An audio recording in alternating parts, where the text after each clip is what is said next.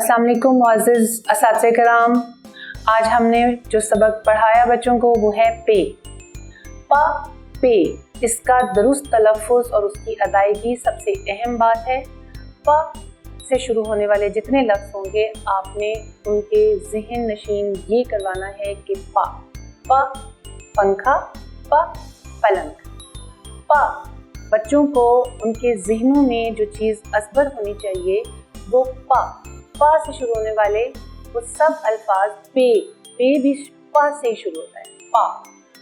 पा पंखा, पा पलंग, इस तरह से जितने भी लफ्ज़ हैं वो आप उनको दुरुस्त अदायगी के साथ वो उन्हें असबर करवाइए।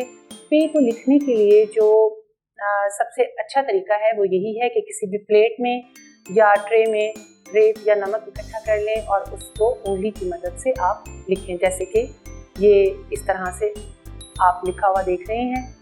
और दूसरा ये है कि बड़े बड़े चार्ट बनवाएं, उनके ऊपर मुख्तलिफ हरूफ लिखें, अलिफ मद्दा, अलिफ बे पे, उसमें से जो लफ्ज़ आप बताना चाह रहे हैं, जीम दाल, बच्चे को कहें कि पे, इसमें से पे को निकालें, पे को ढूंढ के लाएं।